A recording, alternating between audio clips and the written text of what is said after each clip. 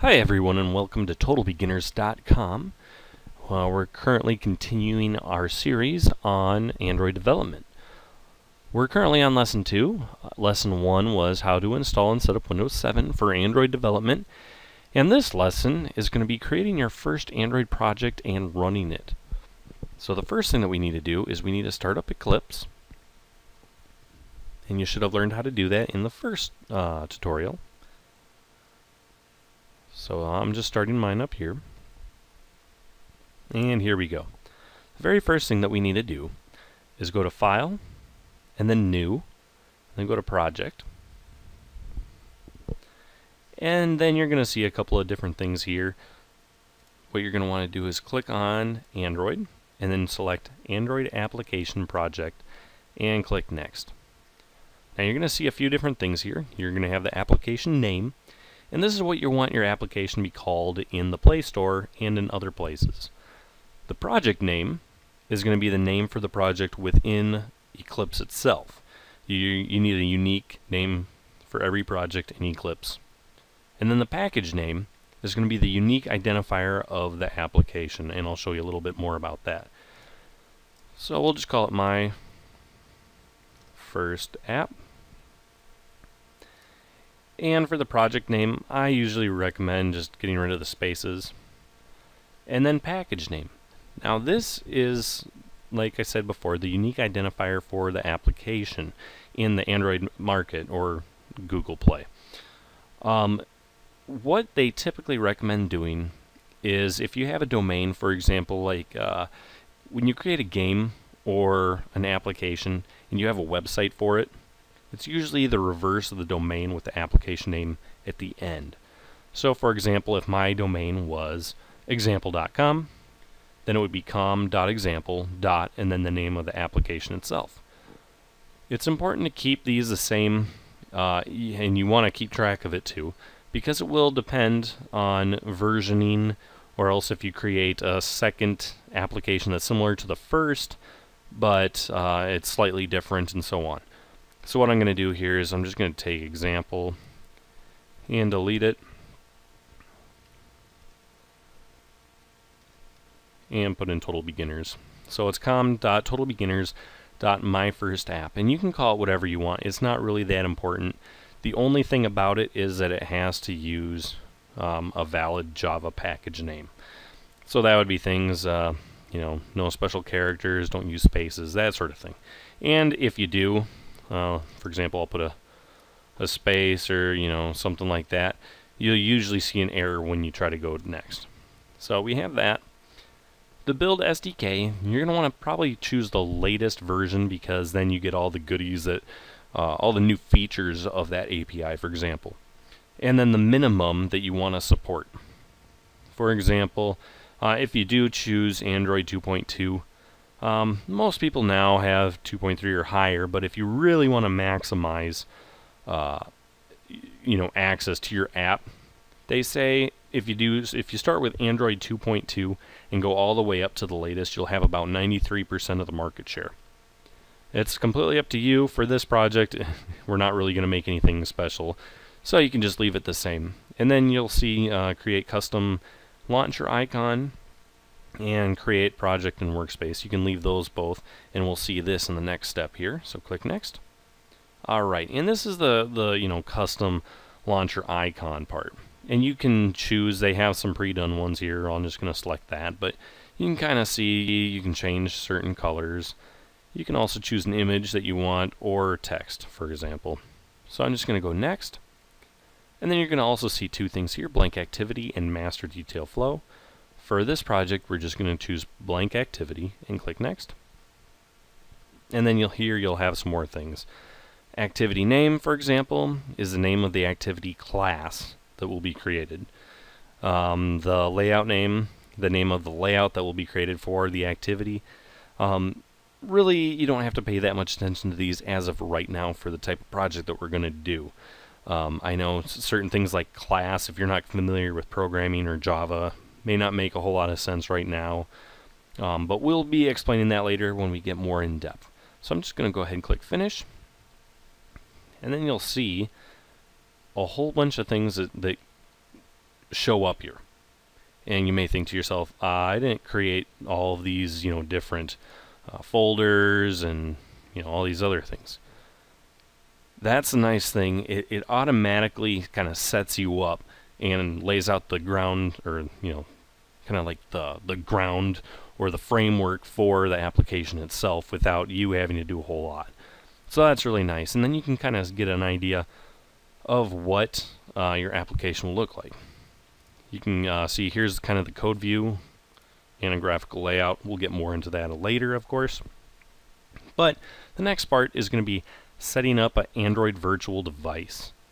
So if we go up to the top here, you'll see this little thing, opens Android Virtual Device Manager. I'm going to go ahead and click that, and we're going to have to create a new virtual device. So we go new. Now for a name, that's going to be something to kind of help you keep it separated between devices, because you're going to want to set up a test device for every, kind of one per different version or screen resolution. So you really test it on as many devices as possible, even if you don't actually go out and buy the devices themselves, because you really want cross compatibility with your application. For example, if I have it a Galaxy Nexus or something like that, and it looks really great, but then I also have the Nexus 10 or a tablet or something like that, I want to make sure that it looks kind of good on all things. And you can also specify it to screen size, which we'll talk about later. So right now, normally you're going to want to make this a little bit more descriptive, but I'm just going to put test device right now. And you can go ahead and choose your latest API level. I would recommend choosing ARM for the CPU. It's the most common. Android phones that you're going to be using are probably going to be ARM processors. And also the file size. It doesn't matter too much here. You're not going to be making, your SD card. You don't need it to be huge or anything like that. Right now I'm just going to set it to 64 megabytes. That's good enough. These other things we'll worry about a little bit later. We don't need to worry about it right now. You can just leave it at the default and click Create AVD. Then you're going to see it right here. So we just click on it to select it, and then we can click Start. And you're going to get this. It's the launch options. Scale display to real size. That's going to actually make it, if the device were on your monitor, it would be, big or small depending on what type of resolution you have for your monitor itself. But I'm going to go ahead and keep that unchecked. This doesn't need to be checked, and click Launch. Now the first thing that's going to happen, let me just pull this over here, it's going to take a while to set up. So it's going to start the emulator, which it's doing right now, and then it's actually going to boot up the device. And if you've ever, completely turned off an Android device and start it back up, it's like a computer. It takes a while to start back up. So once this gets finished, we'll go ahead and continue with the next part.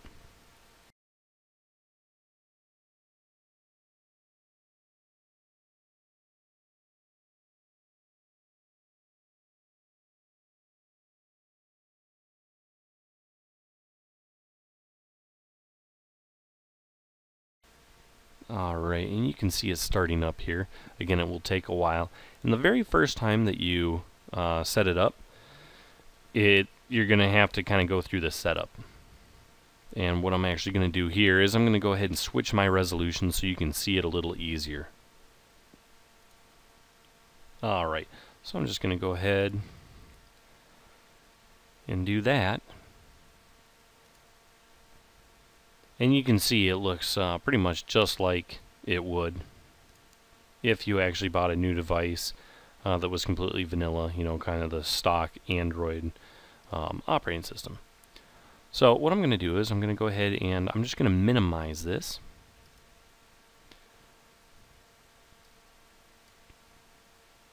And then I'm also going to close this here.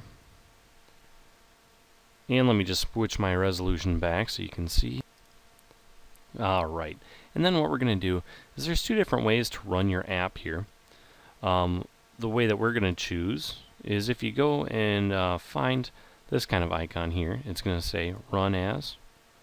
You can just click Run As, Android Application, and click OK. And as you can see here, it says launching my first app.